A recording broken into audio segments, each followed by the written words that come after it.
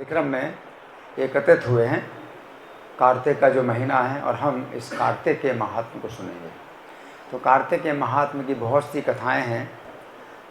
तो इस साल मैंने कुछ कथाएं जो सुनाई थी कार्तिक के महात्म की, उसी क्रम में आज जो कथा आ रही है उसको मैं सुनाऊंगा। ये पद्म पुराण से जो है कार्तिक महात्म की कथा है, तो आप लोग बड़े ध्यान से सुनें। ये कथा सुना रहे हैं श्री कृष्ण। कौन सुना रहे हैं? श्री कृष्ण सुना रहे हैं। और ये कथा सुना रहे हैं सत्यभामा को। किसको? सत्यभामा को। तो सत्यभामा श्री कृष्ण की कौन है? पत्नी है। तो अपनी पत्नी को सुना रहे हैं भगवान। तो सत्यभामा को जो है भगवान सुना रहे हैं। ये इसी में फंसा हुआ है मोबाइल। सत्यभामा को सुना रहे हैं भगवान।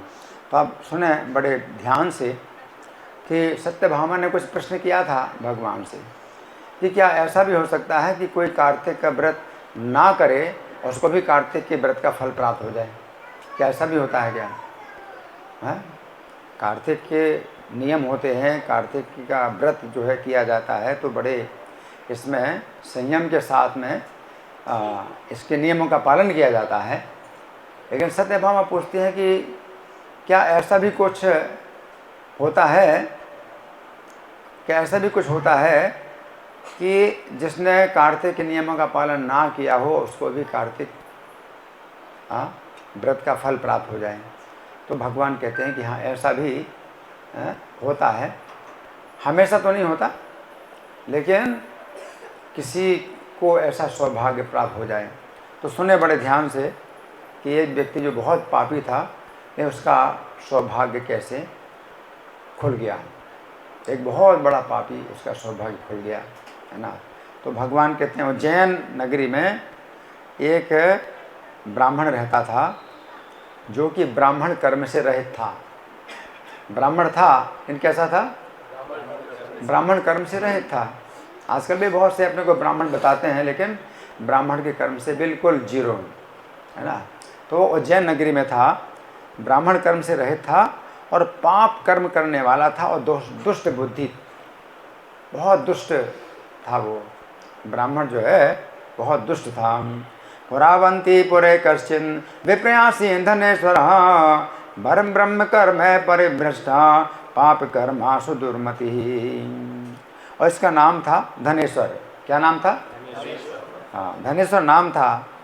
वो व्यापार करता था, जबकि ब्राह्मण को तो व्यापार नहीं करना चाहिए, लेकिन व्यापार करता था। और काय का व्यापार करता था? चमड़े का व्यापार करता था। और कई प्रकार की और भी चीज़ें था जो कि वो अपने व्यापार करता था।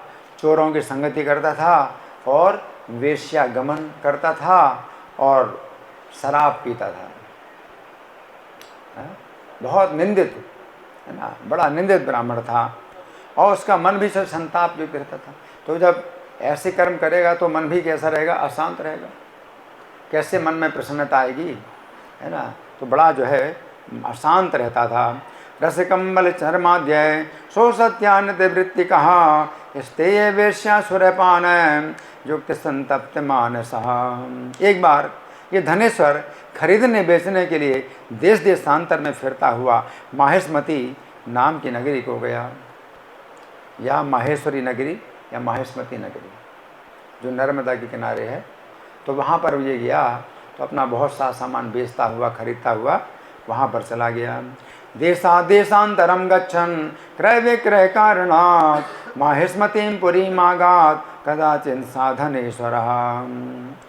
तो राजा महेश के द्वारा बसाई गई, इसलिए उसका नाम माहेशमतीपुरी पड़ा।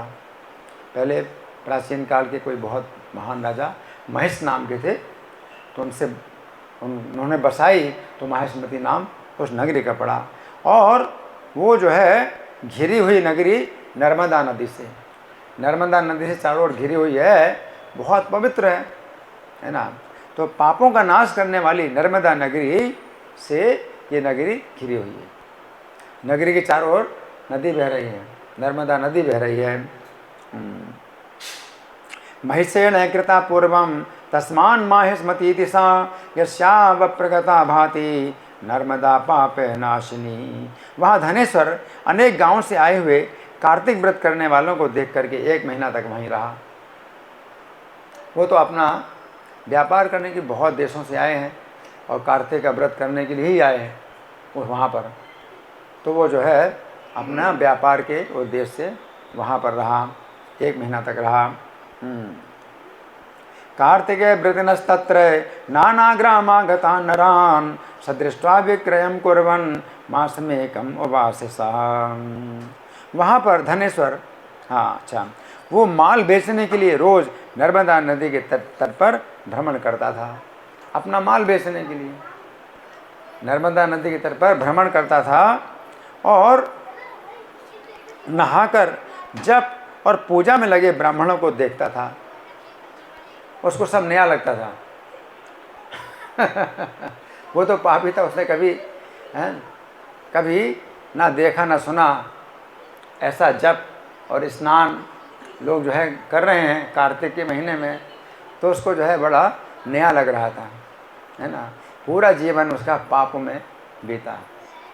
तो अब जो है देख करके उसको जो है बड़ा विचित्र लग रहा है, अच्छा लग रहा है और सोचता है कि ये लोग जो है मतलब कुछ कर रहे हैं, बड़ा अच्छा कार्य है। तो उसकी जो है इस प्रकार से भावना थी कि वो देखता था कि स्नान करके लोग जप कर रहे हैं, पूजा में लगे हुए हैं, ऐसे भी ब्राह्मण हैं। स नित्यम नर्मदा तीरे भ्रमण विक्रय कारणात् तदर्श ब्राह्मण स्नातान जप देवार्चने स्थितान। कोई पुराण पढ़ रहे हैं, कोई पुराणों को सुनने में लगे हुए हैं और कोई विष्णु के नृत्य और गान में और बाजा बजाने में लगे हुए हैं।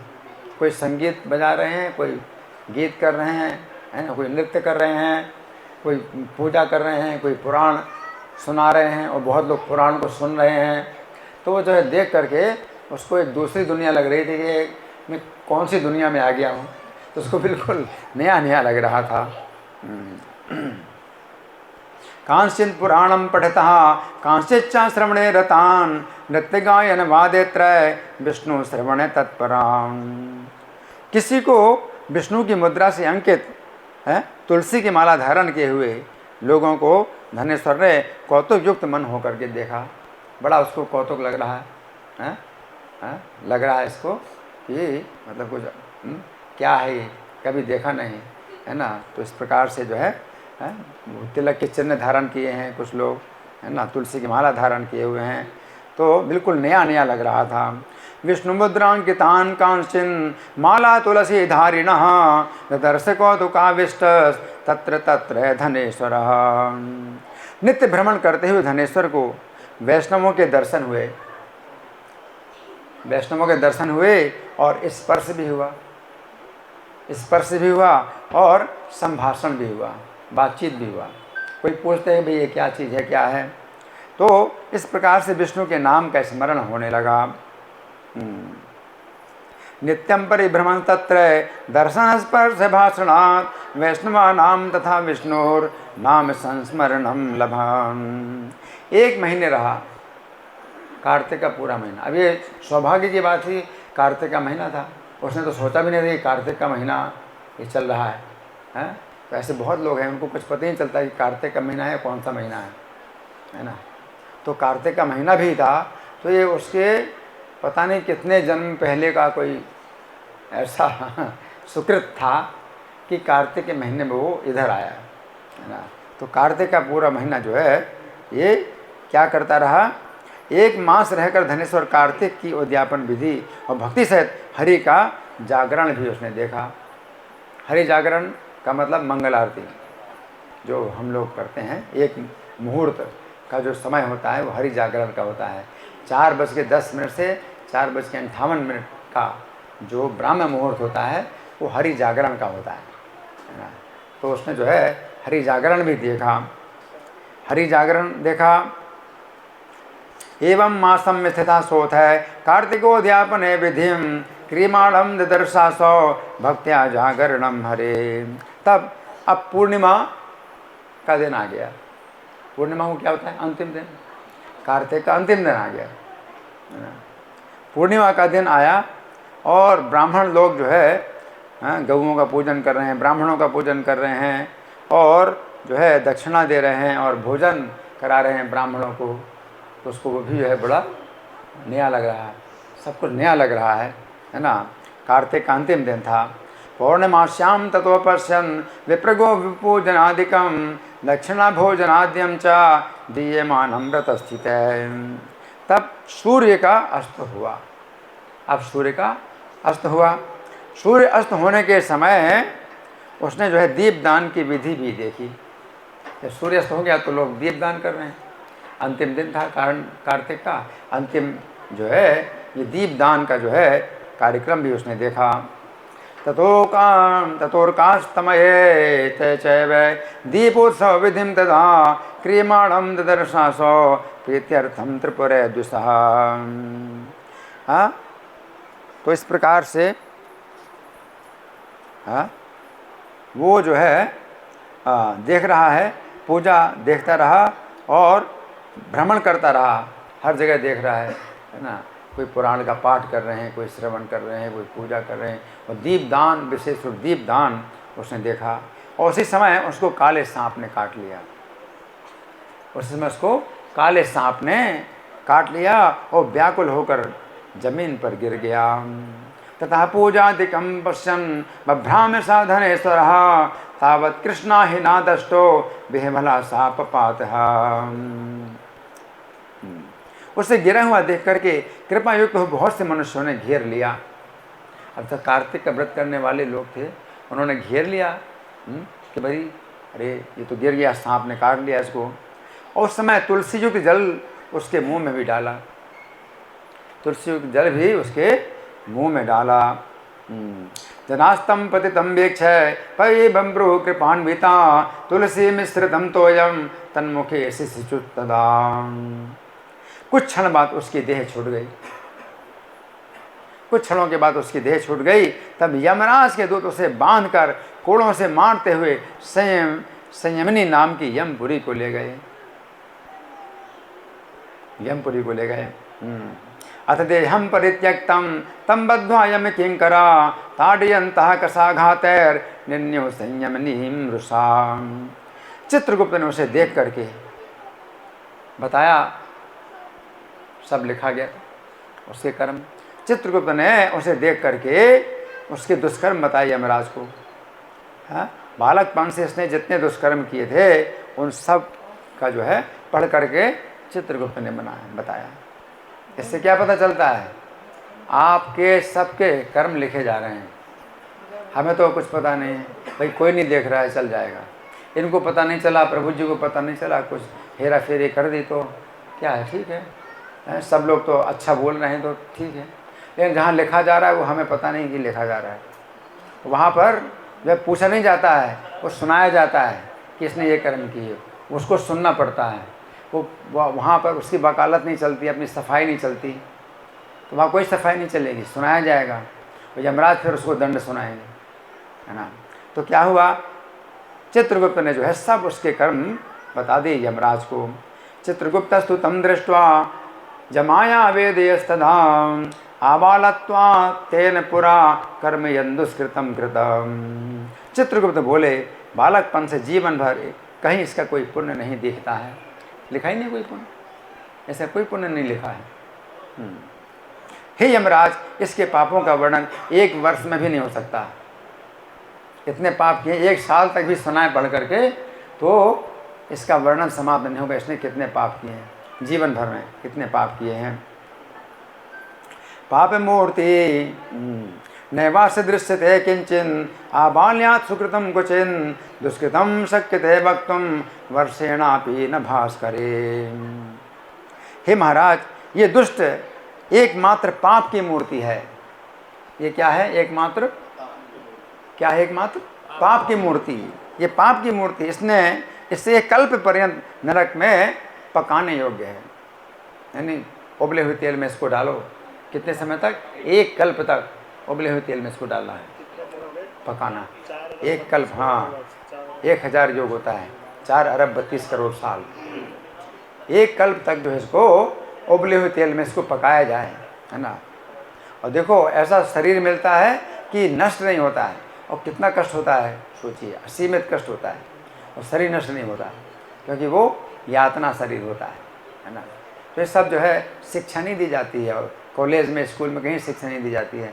इसलिए बड़ा जो है ये एक प्रकार से निंदा की बात है कि आजकल मनुष्य के लिए जो आवश्यक शिक्षा है वो दी नहीं जाती है स्कूल कॉलेज में।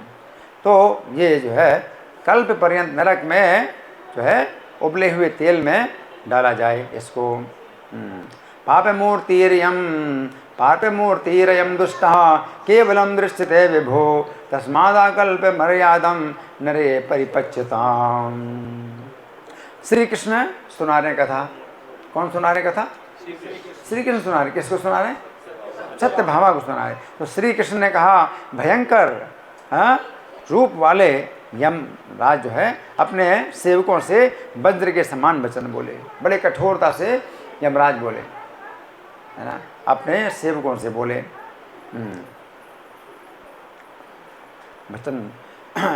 वचन बोले। वज्रतुल्यं वचा क्रोधात् यमाप्राह सुकिंकरान् दर्शयन्नात्मनोरूपं तच्चकालाग्निसन्निभम्। क्या बोले कि हे दूतो, इसे अपने मुद्गर से मारते हुए ले जाकर कुंभीपाक नरक में डाल दो। कुंभीपाक नरक में डाल दो, है ना। कहाँ डालो? कुंभीपाक नरक। कुंभीपाक नरक क्या होता है? एक बहुत बड़ा जो है पात्र होता है, जो कि कई किलोमीटर का पात्र होता है, और उसमें तेल जो है भरा रहता है, और तेल जो है उबलता है, नीचे से आग जलाई जाती है, उसमें डाल दो, कुंभीपाक नरक में डाल दो। ये दुष्ट है, इसका मुंह देखना भी पाप है। यमराज ने कहा ये दुष्ट है, इसका मुंह देखना भी पाप है।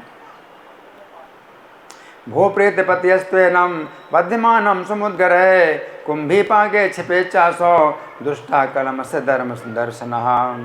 तब मुद्गर से फूटे हुए मस्तक वाले धनेश्वर को यमदूत लेकर के तेल औंटने की चिरचिराहट युक्त कुंभीपाक नरक में डाल देते हैं। तो कुंभ जो है मुद्गर से उसका मस्तक भी फोड़ दिया और फिर डाल दिया उसमें, कुंभीपाक नरक में डाल दिया। यावच्छिप्तश्च तत्रासो ततो मुद्गर निर्भिन्न मूर्धानं प्रेतपूर्णयन् कुंभीपाके च तं छिप्त्वा तैले क्वथने समदीते। और तेल उबल रहा था तो आवाज़ हो रही थी बहुत तेज। जब तेल उबलता है तो बहुत तेज़ आवाज़ होती है, और किसी को डाल दें तुरंत मर जाएगा। लेकिन ये हमारा शरीर है ना, ये जिंदा नहीं रहेगा। लेकिन यातना शरीर है, वो नहीं मरता, लेकिन चिल्लाता है, वो कष्ट से चिल्लाता है। तो उसको जो है कुंभीपाक नरक में डाल दिया। कुंभीपाक में उस धनेश्वर के पड़ते ही उसकी अग्नि ऐसी शीतल हो गई जैसे प्रहलाद के डालने से शीतल हो गई थी। अभी आश्चर्य हुआ,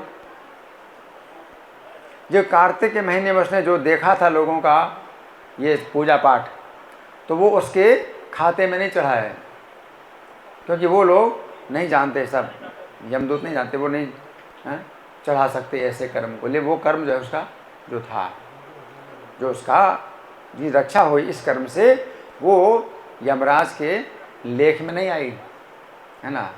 तो क्या हुआ कि इसको तो उसमें डाल दिया, लेकिन जैसे इसको डाला तो अग्नि ऐसी शीतल पड़ गई जैसे प्रहलाद के डालने से शीतल हो गई।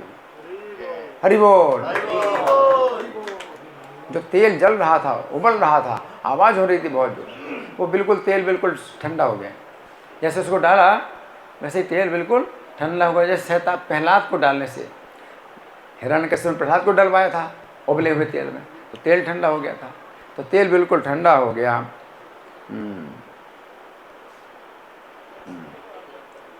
यावच्छिप्त तत्रासो तावच्छीतलतां ययो कुंभीपाके यथा वह्निः प्रहलाद क्षेपणात् पुरा।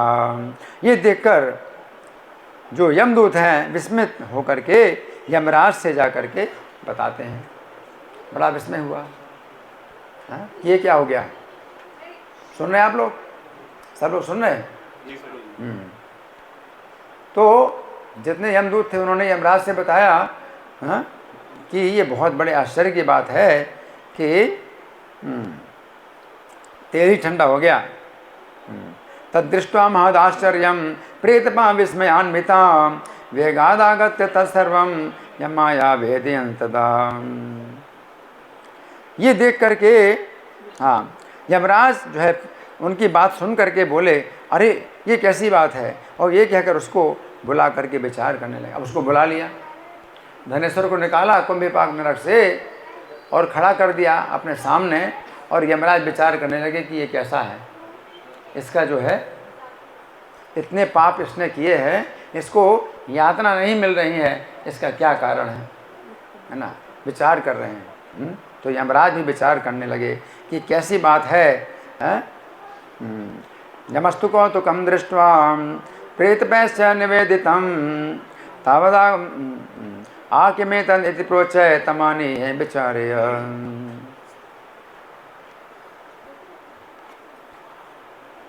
इसी समय नारद जी वहाँ आ गए। कौन आ गए? नारद जी आ गए।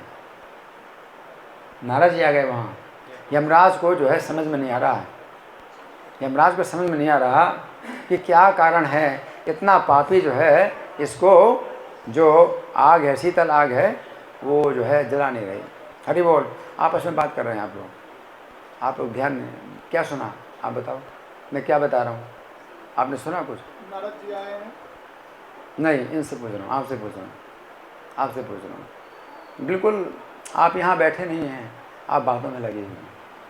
ये कभी नहीं सुना, ये कभी सुनने को नहीं मिलेगा, कभी सुनने को नहीं मिलेगा, और मनुष्य का जीवन भी नहीं मिलेगा। अगर इसका आप तिरस्कार करेंगे, इस ज्ञान का अवज्ञा करेंगे, तो भी मनुष्य का जीवन भी नहीं मिलेगा। मनुष्य का जीवन इसलिए है कि कुछ इसका लाभ उठाओ, मनुष्य के जीवन का असली जो है लाभ उठाओ। मनुष्य जीवन की आवश्यक बातें हैं जो कहीं नहीं मिलेंगी, और इसका जो है अगर आप करते हो, अवज्ञा करते हो, तिरस्कार करते हो, तो आप तो सोचते हैं कि इस जीवन के बाद कोई जीवन नहीं है, अगला जीवन, नई कहानी शुरू होगी न अगले जीवन में। आप ना आजकल की शिक्षा यही है, लोग आज की शिक्षा में जो है ऐसे पागल होंगे कि हंसेंगे, इस कथा को सुन करके हंस रहे हैं, हंसी आ रही है कि क्या कुछ नहीं है, ये तो सब ऐसी बातें हैं, कल्पना की बातें हैं। जीवन के बाद में फिर पता चलेगा कि क्या कल्पना है और क्या सच्चाई। अभी तो लगता है कुछ नहीं होता, कुछ नहीं होता। जीवन के बाद क्या है? कुछ नहीं है, अगला जीवन है ही नहीं। आज की शिक्षा पशु बना रही है लोगों को, इसलिए हंसी आ रही है कथाओं को सुन करके, क्या है, कुछ नहीं है।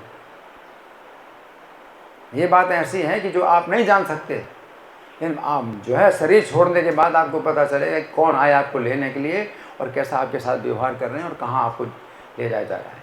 और समय आपका कोई कंट्रोल नहीं होगा।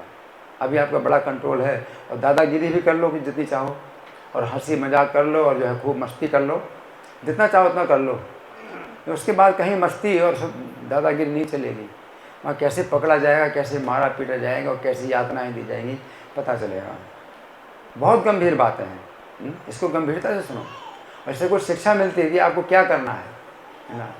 ये कोई ऐसी चीज़ नहीं है कि भाई ये तो जो है मनोरंजन है, एंटरटेनमेंट है, हो गया, सुन लिया, बड़ा मज़ा आ गया। ऐसी जो है कहानियाँ होती हैं, ऐसी कल्पनाएं होती हैं। ये कल्पना नहीं है, ये इतिहास है ना। और हमारे लिए बहुत बड़ी शिक्षा मिल रही है, तो आप लोग ध्यान से सुनिए। तो क्या मैं क्या कह रहा था, बताइए, कौन कह रहा है? नारद मुनि आ गए। तो नारद जी का यमराज ने पूजन किया। अगर अपने पास आए कोई वैष्णव, कोई महात्मा, तो क्या करना चाहिए? पूजन। सीखो इनसे, सदानंद बलदेव प्रभु से सीखो। तो यमराज जो है नारद जी का जो है पूजन करते हैं। और नारद जी ने धनेश्वर को देखा और हंस करके कहा। अब नारद जी जानते हैं, नारद जी धनेश्वर को देखते हैं और यमराज से हंस करके बोले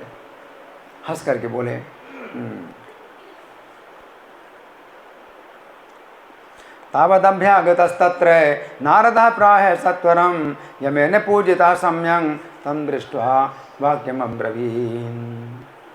हे सूर्यपुत्र, यमराज को सूर्यपुत्र है, सूर्य देवता के पुत्र है यमराज। हे सूर्यपुत्र, ये नरक भेजने योग्य नहीं है।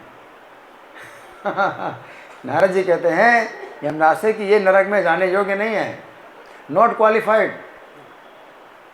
अनक्वालिफाइड। आप लोग कैसे हैं, क्वालिफाइड बनना चाहते हैं नरक जाने के? क्वालिफिकेशन चाहे तो नहीं नरक जाने की क्वालिफिकेशन है, he is not qualified to go नरक। नरक में जाने के लिए योग्य नहीं है, ये इसकी योग्यता नहीं है नरक जाने की, योग्यता खत्म हो गई है। नारद जी कहते हैं ये योग्य नहीं नरक में जाने के, हैं नरक में भेजने योग्य नहीं है, क्योंकि इसने नरक को दूर करने वाला कर्म किया है। इसने क्या किया है? नरक को दूर करने वाला कर्म किया है इसने।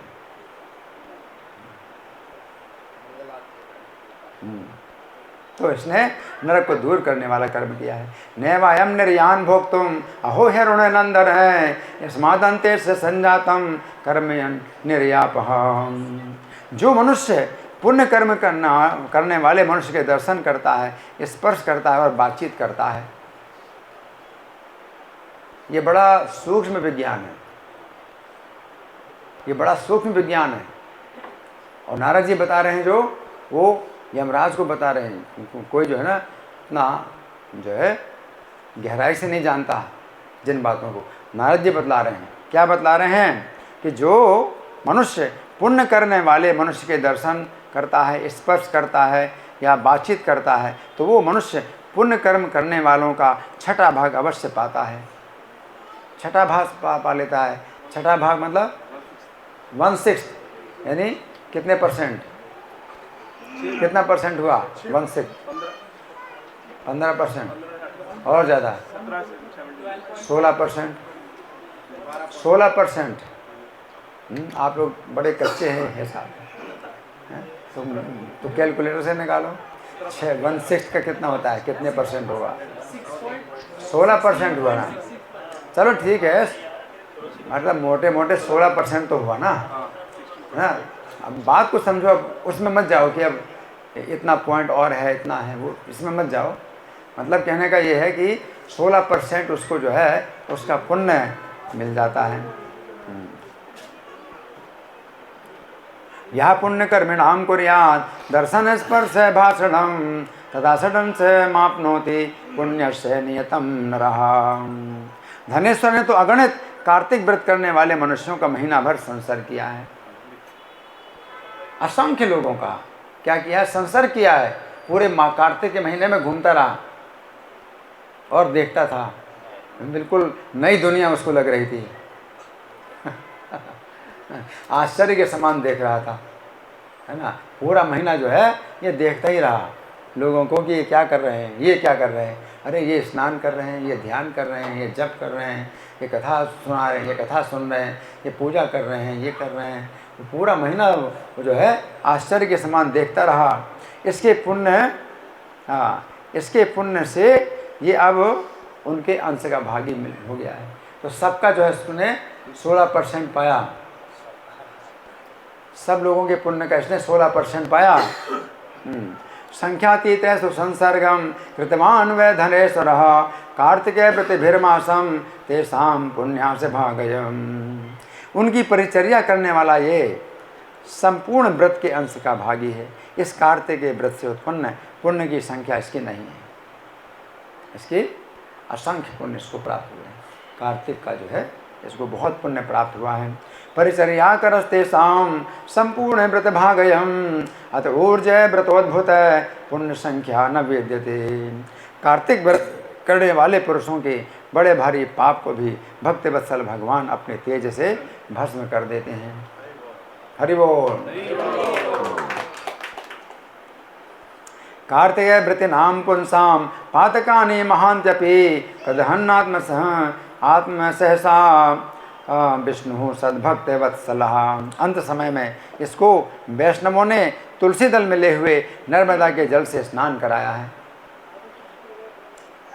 नारद जी बता रहे हैं ना, कौन कह रहे हैं? नारद जी कह रहे हैं। अंत समय में क्या किया लोगों ने? इसको तुलसी से मिले हुए नर्मदा के जल से स्नान कराया है अंत समय में। अंते चा नर्मदा तो यह तुलसी मिश्रित स्तुयम वैष्णव स्नापितो विष्णुर नाम संस्रावितो अच्छा। और विष्णु का नाम भी जो है सुनाते हुए इसको विष्णु का नाम भी सुनाया और तुलसी युक्त नर्मदा जल से स्नान भी कराया है। अतएव इसके पाप दूर हो गए हैं। हाँ, ऐसा ही धनेश्वर उत्तम गति पाने के योग्य है। वैष्णवों की इस पर कृपा है, वैष्णवों की इस पर कृपा है। हाँ। अब ऐसे कृपा कैसे मिलेगी? कोई सबको थोड़ी मिलेगी कि वैष्णवों के समाज में जाकर के शरीर छोड़ दे उसका। ऐसा नहीं। इसलिए हमें खुद करना चाहिए। ऐसा नहीं कि भाई हम सब कर्म करें और जो है फिर बाद में हमें वैष्णव मिल जाएंगे जब शरीर छोड़ेगा, तो होगा नहीं, ऐसा नहीं होगा। और काले सांप ने वहीं पर काटा, उसी समय काटा, है ना। तो वो जो है ऐसा होता नहीं।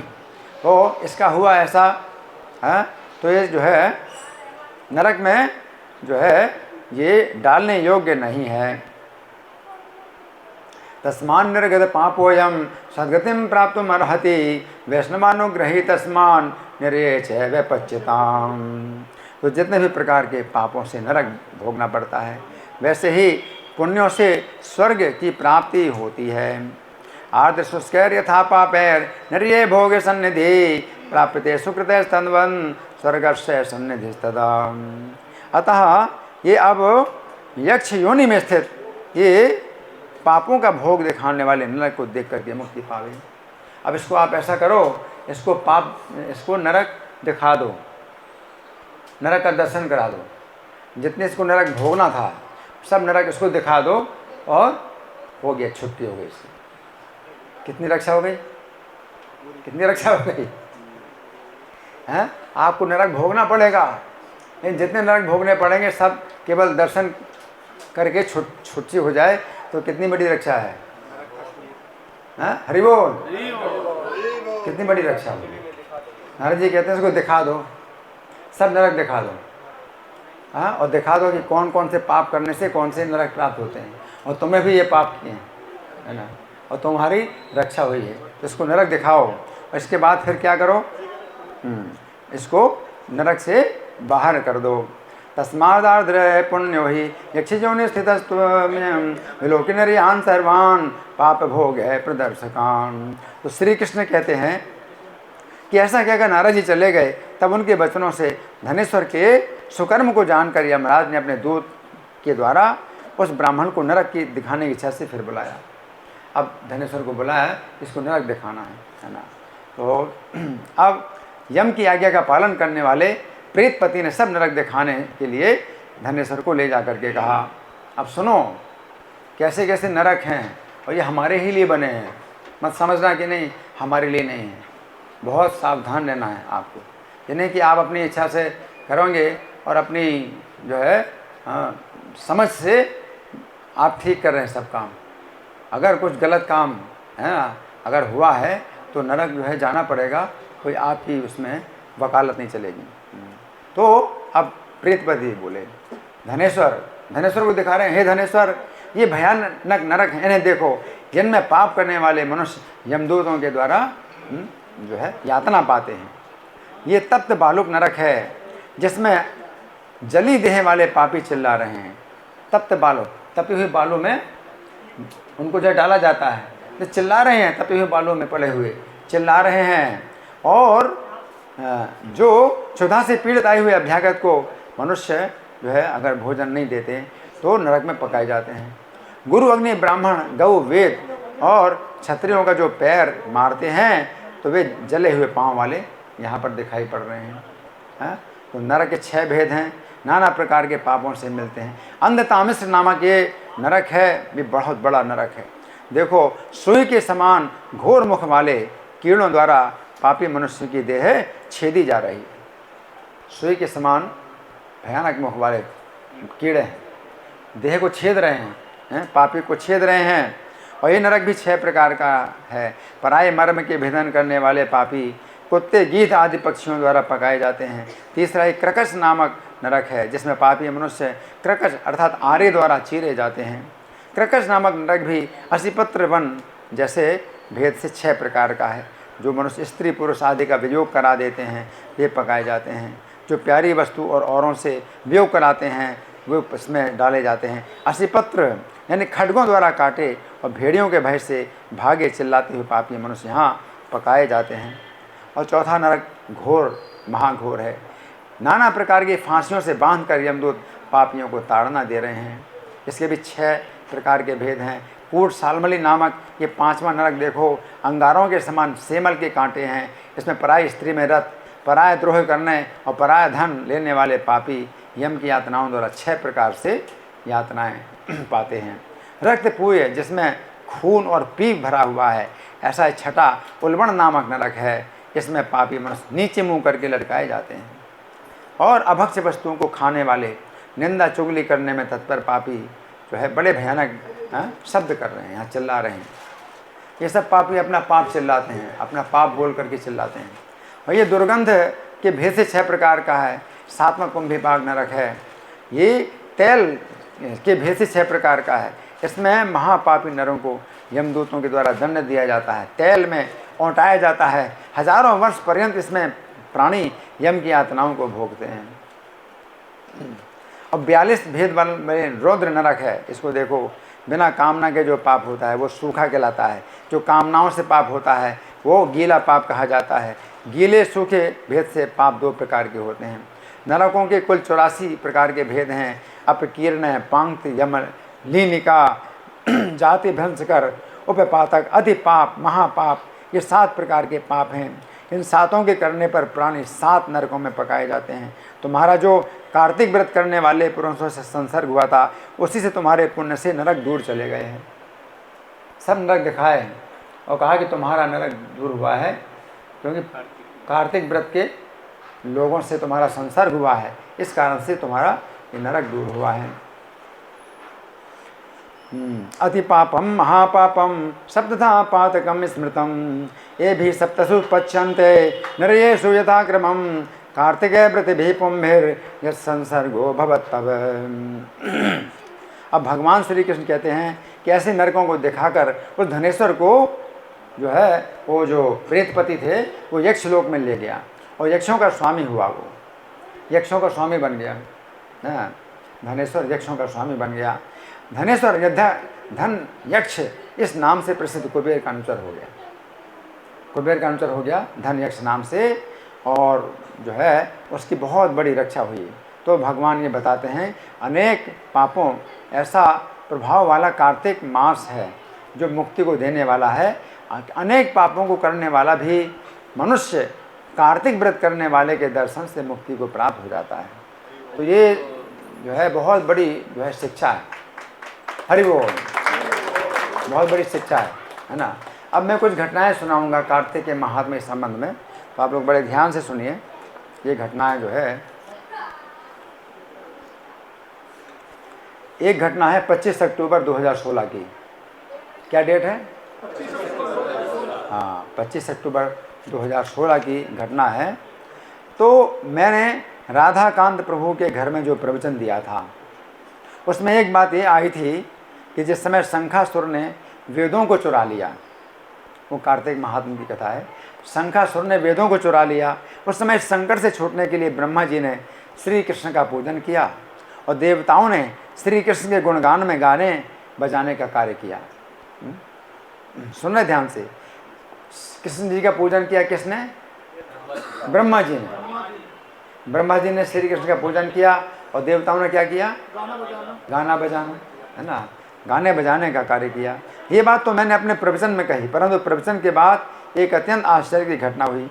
प्रवचन के बाद मैं जिस समय जाने को तैयार हुआ उस समय राधाकांत प्रभु ने मुझसे प्रार्थना की कि मैं कुछ समय और रुकूं। इस समय वे श्री राधा गोविंद का पूजन करें, मतलब मैं राधा गोविंद का पूजन करूँ। मुझसे कहा कि आप राधा गोविंद की पूजा करो और जितने भक्त हैं कीर्तन में गाएंगे और बजाएंगे। हरि बोल। अब ऐसा कुछ नहीं मतलब सोचा था कि मतलब, और वो क्यों बोल रहे हैं, वो तो अपने विचार से बोल रहे हैं, कुछ कथा के अनुसार नहीं बोले। कथा में ऐसी बात आई थी, उन्होंने ऐसा बोला कि आप रुक जाइए, आप पूजा करो, आरती करो राधा गोविंद की, और सब भक्त लोग गाएंगे बजाएंगे। तो वो राधाकांत प्रभु की प्रार्थना के अनुसार ऐसा ही हुआ। परंतु ये अत्यंत आश्चर्य की घटना हुई कि मैंने प्रवचन में ये बात बताई थी कि ब्रह्मा जी ने श्री कृष्ण का पूजन किया और देवताओं ने कीर्तन में गाने बजाने का कार्य किया। और प्रवचन के अंत में भी इसी प्रकार की घटना हुई कि ब्रह्मा जी के स्थान पर मैंने श्री कृष्ण का पूजन किया और देवताओं के स्थान पर अन्य सभी भक्तों ने कीर्तन में गाने बजाने का कार्य किया। आती है। एक बात समझने की ये भी है कि ना तो राधाकांत प्रभु ने और ना ही मैंने घटना का ऐसा योग सोचा था। श्री कृष्ण ही घटना का ऐसा योग बनाया था। श्री कृष्ण के द्वारा बनाए हुए पूजन और गाने बजाने के ऐसे अद्भुत घटना योग को देखकर मैं और मेरे संगी अत्यंत विस्मित तथा बार बार हर्षित हुए। हरि बोल। अच्छा, अब एक अन्य आश्चर्य की घटना हुई। आज के दिवस पर ईस्ट ऑफ कैलाश वाले मंदिर में प्रातःकालीन प्रवचन भागवत के एक श्लोक पर हुआ था। ये तो शाम की घटना है कि मैं उनके घर में जो है ये प्रोग्राम कर रहा था। तो सवेरे क्या था, ईस्ट ऑफ कैलाश वाले मंदिर में भागवत के जिस श्लोक पर प्रवचन हुआ था उसकी संख्या थी 4था स्कंद और अध्याय 24, श्लोक संख्या 27। इस श्लोक के तात्पर्य में श्रील प्रभुपाद के कुछ शब्द इस प्रकार थे। श्री कृष्ण के भक्त को देवताओं को अलग से प्रसन्न करने की आवश्यकता नहीं है। सवेरे जो श्लोक हुआ भागवत का, उसके तात्पर्य में प्रभुपाद ने ये बोला था कि श्री कृष्ण के भक्त को देवताओं को अलग से प्रसन्न करने की आवश्यकता नहीं है। केवल श्री कृष्ण को प्रसन्न करके भक्त सभी देवताओं को प्रसन्न कर लेता है। उसे देवताओं से भौतिक सुविधाएं मांगने की कोई आवश्यकता नहीं है, क्योंकि भक्ति के ऊपर प्रसन्न होने के कारण देवतागण स्वतः भक्ति की आवश्यकताओं की पूर्ति करते हैं। देवतागण श्री कृष्ण के सेवक हैं तथा वे भक्त की सभी परिस्थितियों में सहायता करने के लिए तैयार रहते हैं। ये शब्द जो है, ये सब तो श्रील प्रभुपाद के श्लोक के तात्पर्य में थे, जिस श्लोक पर आज प्रातःकालीन प्रवचन ईस्ट ऑफ कैलाश वाले मंदिर में हुआ था। परंतु आज शाहदरा में राधाकांत प्रभु के घर में मैंने कार्तिक महात्म्य की जो कथा सुनाई, उसमें भी इसी प्रकार की बात निकली। तो श्री कृष्ण, उस कथा में श्री कृष्ण के देवताओं के प्रति ये शब्द निकले, हे इंद्र, जो लोग कार्तिक व्रत किया करें उन्हें तुम मेरे लोक में पहुंचा दिया करो। भगवान को हरि बोल। भगवान इंद्र से कह रहे हैं। और हे देवराज, तुम सदा उन प्राणियों की सभी प्रकार की विपत्तियों से रक्षा करना। हे वरुण, तुम उन्हें पुत्र पौत्र आदि संतति देते रहना। ये शब्द तो श्री कृष्ण के कार्तिक महात्म्य के अंदर से निकले। परंतु एक अत्यंत आश्चर्य की घटना हुई कि क्योंकि इसी प्रकार की बात उस श्लोक के तात्पर्य के अंदर थी, जिस श्लोक पर आज ईस्ट ऑफ कैलाश वाले मंदिर में प्रवचन हुआ था। श्री कृष्ण के द्वारा बनाई हुई ऐसे अद्भुत घटना योग को देखकर मैं तथा मेरे संगी अत्यंत विस्मित तथा बार बार हर्षित हुए। हरि बोल। अब सुनिए, ये घटना है 29 अक्टूबर 2016। कितना? 29 अक्टूबर 2016। आज के दिवस पर मैंने फरीदाबाद वाले मंदिर में जो प्रातःकालीन प्रवचन दिया, उस प्रवचन में मैंने कार्तिक के महात्म्य की बातें सुनाई। अब कार्तिक के महात्म्य की बातों में से एक बात मैंने पढ़कर सुनाई कि विष्णु की आज्ञा पाकर कार्तिक व्रत करने वालों की सभी देवता रक्षा करते हैं। ये बात मैंने सुनाई कार्तिक महात्म्य की। ये बात तो मैंने पुस्तक के अंदर से पढ़कर सुनाई, परंतु एक अत्यंत आश्चर्य की घटना हुई, क्योंकि अभी कुछ समय पूर्व प्रद्युम्न प्रिया प्रभु ने, ये प्रद्युम्न प्रिया बैठे हैं, प्रद्युम्न प्रिया प्रभु ने एक वीडियो क्लिप देखी थी, जिसमें एक ऐसी घटना का वर्णन आया था कि राजा रूपसेन को वीरवर नाम का एक ऐसा अंगरक्षक मिला, जो अपने जीवन को संकट में डालकर भी राजा रूपसेन की रक्षा करता था। हरि बोल। ये घटना तो प्रद्युम्न प्रिया प्रभु ने एक वीडियो क्लिप में देखी, परंतु कुछ समय बाद एक अत्यंत आश्चर्य की घटना हुई कि मैंने कार्तिक महात्म्य के अंदर से ये बात पढ़कर सुनाई कि विष्णु की आज्ञा से सभी देवता कार्तिक व्रत करने वालों की रक्षा करते हैं। हरि बोल। श्री कृष्ण के द्वारा बनाए हुए रक्षा करने के ऐसे अद्भुत योग को देखकर मैं तथा मेरे संगी अत्यंत विस्मित तथा बार बार हर्षित हुए। हरि बोल। अच्छा, आप सुनिए, ये घटना है 3 नवंबर 2016। आज कितनी तारीख है? आज 10 नवंबर है ना। हाँ, तो 3 नवंबर 2016 की घटना है। आज के दिवस पर मेरी आज्ञा से प्रद्युम्न प्रिया प्रभु प्रचार के कार्यवश गाड़ी में बैठकर दिल्ली शहर में गए। अभी तो नहीं जाते हैं, लेकिन पहले जाते थे। तो मेरी आज्ञा से दिल्ली शहर में गए प्रचार के कार्य के लिए। उस समय गाड़ी में लगी हुई पेन ड्राइव के अंदर से मेरी आवाज़ में निकलते हुए प्रवचन के अंदर से ये शब्द निकले, गुणवती ने जीवन भर विष्णु की आराधना की। ये शब्द तो मेरी आवाज़ में पेन ड्राइव के अंदर से निकले, परंतु उस समय एक अत्यंत आश्चर्य की घटना हुई कि ठीक उसी समय गाड़ी एक ऐसे स्थान पर पहुंची जहां पर लगभग 10 फुट ऊंची विष्णु की एक अत्यंत सुंदर मूर्ति का दर्शन हो रहा था। हैं? और पेन ड्राइव के अंदर से क्या बात निकली थी? गुणवती ने जीवन भर विष्णु की आराधना की और विष्णु की मूर्ति इतना। अब देखो गाड़ी चल रही है, सोचिए गाड़ी चल रही है तो कौन सोच सकता है, गाड़ी चलती जा रही है, तुरंत ही जो है विष्णु की बड़ी मूर्ति जो है 10 फुट ऊंची दिखाई दी, जैसे पेन ड्राइव के अंदर से। इतना सेटिंग जो है ये कैसे होती है, कैसे हो सकती है ना? तो भगवान ही कथा में भगवान साक्षात उपस्थित हैं। इस कारण से तो क्या हुआ कि ये शब्द तो मेरी आवाज़ में पेन ड्राइव के अंदर से निकले, परंतु उस समय एक अत्यंत आश्चर्य की घटना हुई कि ठीक उसी समय गाड़ी एक ऐसे स्थान पर पहुंची जहां पर लगभग 10 फुट ऊंची विष्णु की एक अत्यंत सुंदर मूर्ति का दर्शन हो रहा था। श्री कृष्ण ने घटना का एक ऐसा योग बनाया कि जिस समय पेन ड्राइव के अंदर से मेरी आवाज़ में विष्णु की आराधना की बात निकली, ठीक उसी समय उसी स्थान पर विष्णु की एक अत्यंत सुंदर मूर्ति का दर्शन हुआ। जिस समय प्रद्युम्न प्रिया प्रभु ने मुझे इस घटना की सूचना दी, उस समय श्री कृष्ण के द्वारा बनाए हुए पेन ड्राइव के अंदर से विष्णु की आराधना की बात निकलने, उसी समय विष्णु की एक अत्यंत सुंदर मूर्ति के दर्शन होने के ऐसे अद्भुत घटना योग को समझकर मैं तथा मेरे संगी अत्यंत विस्मित तथा बार बार हर्षित हुए। हरि बोल। अब एक अन्य आश्चर्य की घटना हुई, गाड़ी आगे बढ़ती जा रही है। अब कौन सोच सकता है कि भाई हाँ, उसी समय ही अब गाड़ी और आगे बढ़ी, गाड़ी आगे बढ़ती जा रही थी और पेन ड्राइव के अंदर से मेरी आवाज़ में प्रवचन निकलता जा रहा था। अब पेन ड्राइव के अंदर से मेरी आवाज़ में ये शब्द निकले, जिस समय गुणवती ने गंगा जी के ठंडे जल में पैर रखा, उस समय वो ठंड से कांपने लगी। ये बात निकली, गुणवती ने गंगा जी के ठंडे जल में पैर रखा, उस समय वो ठंड से कांपने लगी।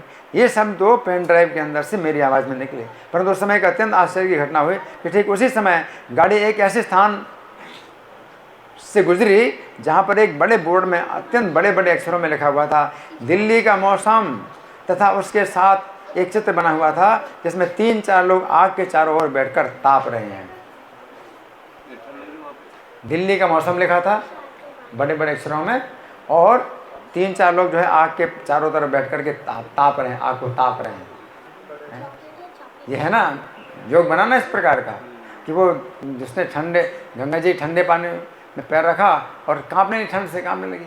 उसी समय जो है बोर्ड, इतना बड़ा बोर्ड, दिल्ली का मौसम और आग के चारों तरफ लोग 3-4 लोग बैठे ताप रहे हैं आग। ऐसा बोर्ड तो प्रद्युम्न प्रिया प्रभु ने देखा, परंतु ये एक अत्यंत आश्चर्य की घटना हुई कि जिस समय पेन ड्राइव के अंदर से मेरी आवाज़ में ठंड से कांपने की बात निकली, ठीक उसी समय एक बोर्ड में एक ऐसा चित्र दिखाई दिया जिसमें 3-4 व्यक्ति आग के चारों ओर बैठ कर के ताप ले रहे हैं। जिस समय प्रद्युम्न प्रिया प्रभु ने मुझे इस घटना की सूचना दी, उस समय श्री कृष्ण के द्वारा बनाए हुए पेन ड्राइव के अंदर से ठंड से कांपने की बात निकलने और उसी समय आग के चारों ओर बैठकर ताप लेते हुए व्यक्तियों का एक चित्र दिखाई देने के ऐसे अद्भुत घटना योग को समझकर मैं तथा मेरे संगी अत्यंत विस्मित तथा बार बार हर्षित हुए। हरि बोल। वो कार्तिक महात्म्य की कथा है। गुणवती ने गंगा जी के ठंडे जल में पैर रखा और गिर गई, और जैसे गिर गई तो वैकुंठ से विमान आया और वो दिव्य रूप धारण करके वैकुंठ चले गई, विमान में बैठ करके वैकुंठ चले गई, है ना। अच्छा, अब एक अन्य आश्चर्य की घटना हुई। प्रद्युम्न प्रिया प्रभु गाड़ी में बैठे हुए दिल्ली शहर में जा रहे थे। हाँ, उसी दिन की बात है।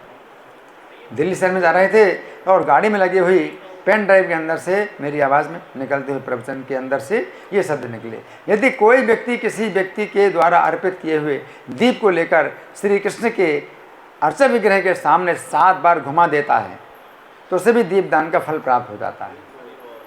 अभी सुनो ध्यान से, मतलब क्या पेन ड्राइव के अंदर से मेरी आवाज़ में ये शब्द निकले, यदि कोई व्यक्ति किसी व्यक्ति के द्वारा अर्पित किए हुए दीप को लेकर, यानी कोई दीप छोड़ गया और चल रहा है दीप, हाँ, ऑफर करने के बाद कोई छोड़ गया और कोई दूसरा व्यक्ति आए तो वही उसी दीप से अगर वो जो है भगवान को 7 बार दीप घुमा दे, तो उसे भी दीपदान का फल प्राप्त हो जाता है। वो अपने पास से कहीं दीप नहीं लाया है, उसको दिया भी मिल गया और वो जलती हुई बत्ती भी मिल गई, उसी से उसने 7 बार भगवान के सामने घुमा दिया, उसको क्या हो गया, दीपदान का फल प्राप्त हो जाए। ये शब्द तो पेन ड्राइव के अंदर से मेरी आवाज़ में निकले, परंतु उस समय एक अत्यंत आश्चर्य की घटना हुई कि ठीक उसी समय गाड़ी एक ऐसे स्थान से गुजरी जहाँ पर एक बोर्ड पर जलते हुए अनेक दीपों के चित्र बने हुए थे।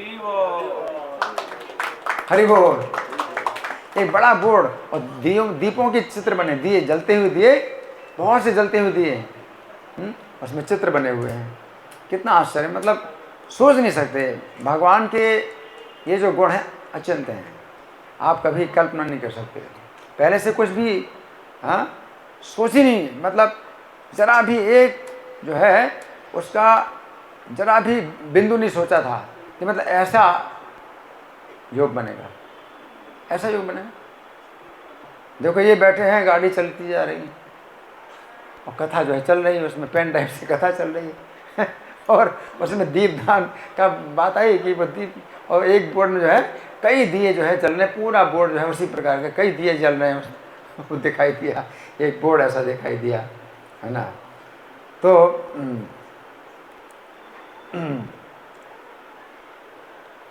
ये एक ऐसे एक बोर्ड पर जलते हुए अनेक दीपों के चित्र बने हुए थे और अन्य बोर्ड पर 7 की संख्या लिखी हुई थी। एक दूसरा बोर्ड था, उसमें केवल 7 की संख्या लिखी थी। उसमें आया था पेन ड्राइव की 7 बार घुमाना है तो एक बोर्ड में बहुत से दिए जल रहे हैं और एक बोर्ड में 7 लिखा हुआ है, 7 की संख्या। वो मतलब कभी 7 लिखा हुआ है, कुछ भी उसका संकेत होगा, तो 7 जो है एक बोर्ड में लिखा हुआ है ना। ये एक अत्यंत आश्चर्य की घटना हुई कि जिस समय गाड़ी में लगी हुई मशीन के अंदर से मेरी आवाज़ में 7 बार दीप को घुमाने की बात निकली, ठीक उसी समय एक बोर्ड में अनेक दीपों के चित्र और एक अन्य बोर्ड में 7 की संख्या लिखी हुई दिखाई दी। उस समय प्रद्युम्न प्रिया प्रभु ने जिस समय मुझे इस घटना की सूचना दी, उस समय श्री कृष्ण के द्वारा बनाए हुए पेन ड्राइव के अंदर से मेरी आवाज़ में 7 बार दीप को घुमाने की बात निकलने और उसी समय अनेकों दीपों के चित्र और 7 की संख्या लिखी हुई दिखाई देने के ऐसे अद्भुत घटना योग को समझकर मैं तथा मेरे संगी अत्यंत विस्मित तथा बार बार हर्षित हुए। हरि बोल। तो इतना मुझे सुनाना था, मैंने सुनाया।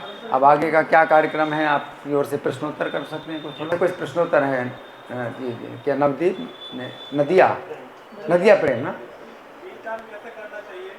इनका प्रश्न है कि दीपदान कैसे करना चाहिए। बहुत अच्छा प्रश्न है, दीपदान कैसे करना चाहिए? कौन बताएगा दीपदान कैसे करना चाहिए? कौन बताएगा? आप लोगों में से कौन बताएगा दीपदान कैसे करना चाहिए? बड़ा सरल है, कैसे करना चाहिए? 7 बार घुमाना है दीपदान। एक होता है आरती उतारना, आरती उतारना है वो अलग चीज़ है और दीपदान करना अलग चीज़। वैसे देखने में एक जैसे ही लगता है, लेकिन आरती है उतारी जाती है और दीप है दान किया जाता है भगवान को। तो दीप दान करते हैं, इसका मतलब है कि भगवान को हम प्रकाश दिखा रहे हैं।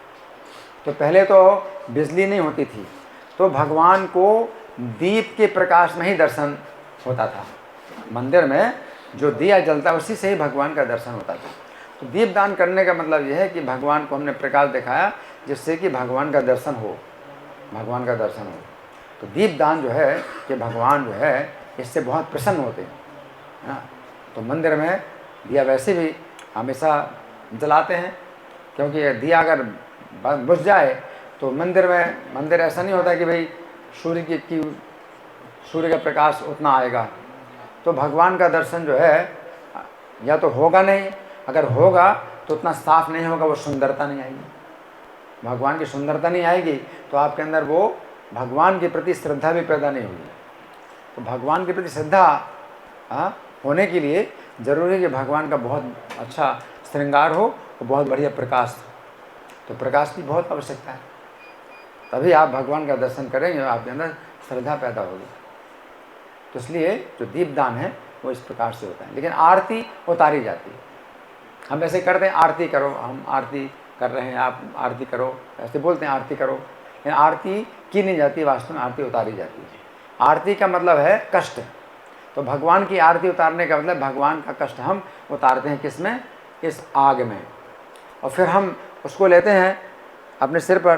तो भगवान का कष्ट आपने सिर में लिया है, तो ये मान करके अब भगवान तो सच्चिदानंद विग्रह है, उनको थोड़ी कष्ट है कोई, लेकिन ये मान करके कि भगवान को कुछ कष्ट है, या कई लोग गलत नज़रों से देखते हैं तो नज़र लग जाए, तो वो भगवान को जो है वो उतारते हैं, वो कष्ट नज़र उतारते हैं, आरती उतारते हैं, तो आरती उतारी जाती है ना। और आरती अब वो 7 बार ऐसे दीपदान जैसे हम करते हैं तो 7 बार ऐसे ही घुमाना है घड़ी की दिशा में, हाँ क्लॉकवाइज। लेकिन आरती क्या होती है, घड़ी की दिशा में करते हैं, लेकिन पहले 4 बार पैर, 2 बार नाभि और 3 बार सिर और फिर 7 बार पूरा शरीर, है ना। तो उसमें 4 2 3 7, 4 2 3 7 इस प्रकार से आरती उतारी जाती है और वो आरती ली जाती है। लेकिन दीपदान में हम वो नहीं करते कि भाई दीपदान करके फिर अपने उसको आरती लेना, वो आरती नहीं ली जाती। दीपदान जो है वो भगवान को दिया जो है दिया दिखाते हैं तो दीपदान कहलाता है। ठीक है जी, ठीक है जी। और कोई प्रश्न है जी? प्रभु जी सदानंद देव को दो क्वेश्चन है प्रभु जी। अच्छा माइक नहीं है, ठीक है आप, मैं बोलूँगा। जी में 2 क्वेश्चन है। एक तो ये कि जैसे अभी आपने बताया कि भगवान की नज़र उतारने के लिए दीप घुमाया जाता है, तो क्या घर में बच्चों को नज़र लग जाती है उनके लिए भी दीप घुमा सकते हैं? हाँ ऐसा मतलब विधान है कि ऐसे मतलब करते हैं, उसमें कुछ मंत्र का भी पाठ किया जाता है। लेकिन अभी तो क्या है ना कि वो सब जो विधियां हैं अब नहीं चलती हैं। अब तो जो है आप हरे कृष्ण मंत्र का कीर्तन ही करो, ठीक है ना, हरे कृष्ण मंत्र का कीर्तन ही करो। तो जो भी करते हैं, कोई आप मान लो किसी के चित्र के सामने भी आप कीर्तन करते हैं तो किसी की रक्षा के लिए। तो प्रभुपाद को भी जो है जब ज़्यादा उनकी तबीयत खराब हुई तो प्रभुपाद ने कहा था अपने शिष्यों से कि नरसिंह भगवान के सामने आप लोग जो है कीर्तन करो। तो रात भर कीर्तन किया नरसिंह भगवान के सामने। तो प्रभुपाद ने फिर फ़ोन से बताया कि तुम्हारे कीर्तन से मेरे स्वास्थ्य में कुछ सुधार हुआ है। तो इस प्रकार से आप जो है हरे कृष्ण मंत्र का ही जाप कर सकते हैं। किसी के लिए भी अगर आप करना चाहते हैं कि कोई जो है आपके बहुत निकट का व्यक्ति है और उसके लिए आप चाहते हैं तो उसकी रक्षा होगी। और अगर मान लो कष्ट ना मतलब उसका दूर हुआ, अगर नहीं हुआ दूर, तो भी उसकी रक्षा उस तरह से तो होगी ही है कि अगले जीवन की जो गति है वो सुधरेगी। ठीक है ना। दूसरा प्रश्न है कि जैसे आपने बताया कि जो व्यक्ति पापी भी है और वो कार्तिक में किसी दूसरे को ये कार्तिक मास का करते हुए देखता है तो 16% इसको मिलता है। हाँ। तो अगर ऐसे 6 आदमी मिल जाएंगे देख रहे हो तो क्या हमारा 0 हो जाता है? इनका प्रश्न है कि कोई पापी व्यक्ति भी, सुन रहे सब लोग, प्रभु जी का प्रश्न है कि कोई पापी व्यक्ति भी जो है अगर जो है कार्तिक व्रत करने वाले का अगर दर्शन करता है तो उसका 6% उसको मिल जाता है, 16% मिल जाता है। तो अगर ऐसे 6 लोगों को देख ले तो उसको पूरा मिल जाएगा। मतलब कहने का ये है कि जितनी देर तक वो देखता है उसका जो पुण्य है उसका 16% मिलेगा। तो एक साथ 6 लोगों को देख भी नहीं सकता वो, लेकिन उसने धनेश्वर ने देखा और उस भाव से भी देखा उसने। वो भाव भी पापी के अंदर नहीं होता। पापी जो है अगर ज़्यादा पापी होता है तो आसुरी भाव में आ जाता है। आसुरी भाव में तो वो देखने नहीं चाहता। जो बहुत पापी है, पापी भी 4 प्रकार के हैं जो मतलब एक से एक बढ़ कर के पापी होते हैं। एक पापी होता है मूढ़, है ना, मूढ़ा। तो मूढ़ है वो जो है नहीं जानता और उसकी रुचि नहीं होती है और वो कहता है मेरे पास समय नहीं होता, अपने काम में लगा रहता है, तो उसको मूढ़ कहते हैं। वो पापी होता है कि उसके पास टाइम नहीं है सब चीज़ देखना, अपने आसक्ति उसकी घर बार में आसक्ति है और लगा रहता है। ये दूसरा पापी होता है नराधम। नराधम ज़्यादा पापी है। वो कह देता है कि हाँ मैं आऊँगा और फिर नहीं आता, तो ज़्यादा पापी है वो नराधम। तीसरे ज़्यादा पापी हैं माया के द्वारा हरे हुए ज्ञान वाले। शिक्षा के कारण वो सोचते हैं ये तो बड़े पिछड़े लोग हैं, ये क्या कर रहे हैं, ये दिया जला रहे हैं, किसको कर रहे हैं, ये सब जो है दिखावा है, ये सब जो है कल्पना है, कुछ नहीं होता। तो वो कैसे होते हैं? ज़्यादा पापी होते हैं जो कि माया के द्वारा हरे हुए ज्ञान वाले, है ना। आप देख लो, आप में भी कोई अगर ऐसे हैं तो समझो अपने को, वो भी अच्छी रक्षा होगी आपकी। आप समझो इस बात को। अगर आप ऐसे हैं तो तीसरे प्रकार के पापी ज़्यादा है, और फिर उससे भी ज़्यादा पापी हैं चौथे प्रकार के आसुरी भाव आश्रिता। आसुरी भाव के आश्रित वो तो जो है मतलब एकदम वो करने नहीं, मतलब इनको जो है किसी तरह से भगाओ, इनको जो है इनका ना होने दो, इनको ना होने दो, इनको वो आक्रामक होते हैं, हिंसालु होते हैं, हिंसा करते हैं। तो धनेश्वर था वो 4 प्रकार के पापियों में से कौन था? पहला, दूसरा, तीसरा, चौथा, जो एक से एक बढ़ कर के हैं। चौथा सबसे ज़्यादा है, तीसरा उससे कम, दूसरा उससे कम, पहला उससे कम। तो 4 प्रकार के पापियों में कौन सा था वो? पहला, दूसरा, तीसरा, चौथा कौन था? दूसरा था। और कोई? दूसरा था। क्यों दूसरा क्यों था? नहीं तो उसको नहीं बुलाया गया ना, वो पापों में लगा था, अपने उसको संगति ही नहीं मिली, है ना। तो एक दृष्टि से वो जो है कम पापी है, क्योंकि उसने जन्म से उसने जो है कुछ सीखा नहीं, या कुछ जो भी हो वो ऐसी संगति में पड़ा रहा है ना। लेकिन उसको अब संगति मिली तो उसको नया लग रहा है, उसको नई दुनिया लग रही है। तो इससे पता चलता है कि कोई व्यक्ति ऐसे भी समाज में अगर पैदा हुआ है, उसमें लगा हुआ है, तो इतना ज़्यादा पापी नहीं माना जाता। जो दूसरे प्रकार का पापी ज़्यादा बड़ा पापी है, जो समझता है तो भी जो है फिर कहता भी है और फिर नहीं करता, तो ज़्यादा पापी। तो धनेश्वर पापी बहुत था, लेकिन अगर श्रेणी देखो पापी की, तो उसमें वो कम से कम पापी था, ठीक है ना। ठीक है जी, ठीक है। और कोई?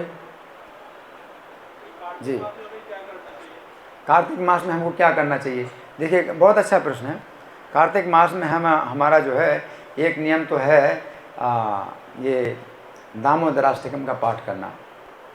दामोदराष्टकम का पाठ हम लोग करते हैं। ये दामोदर लीला, जो ओखल बंधन लीला, इसका हम जो है रोज़ दर्शन करते हैं। वो झांकी जो बनाई जाती है ना। और पूरे कार्तिक के महीने में दामोदराष्टकम में पाठ करते हैं और इस लीला का स्मरण करते हैं, भगवान के उस रूप का स्मरण करते हैं जैसे माता उनको बांध रही हैं। और दामोदराष्टकम की जो उसमें जो प्रार्थना है वो बड़ी मार्मिक प्रार्थना है। अगर उस पर विचार करो तो बहुत रक्षा होगी। तो वो जो है लीला हुई थी दीपावली के दिन। तो हम लोग दीपावली हम लोग नहीं मनाते कि भाई लक्ष्मी गणेश की पूजा करें, ये करें, वो करें। अगर दीपावली है वो वास्तव में अमावस्या है, कार्तिक अमावस्या है। अमावस्या के दिन ये लीला हुई थी, ओखल बंधन लीला। तो मेरा तो यही सुझाव है।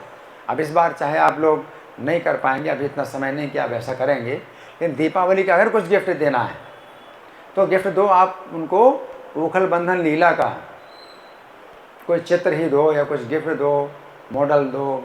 तो होता है ना कि भगवान जो है माता यशोदा के द्वारा बांधे जा रहे हैं। तो ये लीला कोई अपने घर में रखेगा, दर्शन करेगा, उस लीला का स्मरण करेगा, तो पूरे कार्तिक का जो है पूरा महीना होता है, उसका बिल्कुल बीच का दिन होता है अमावस्या। महीने के बिल्कुल बीच का दिन अमावस्या होता है, 15वां दिन होता है कार्तिक का, है ना। तो इस अमावस्या के दिन ये लीला हुई थी और पूरे कार्तिक के महीने में इस लीला का स्मरण और दर्शन किया जाता है ना।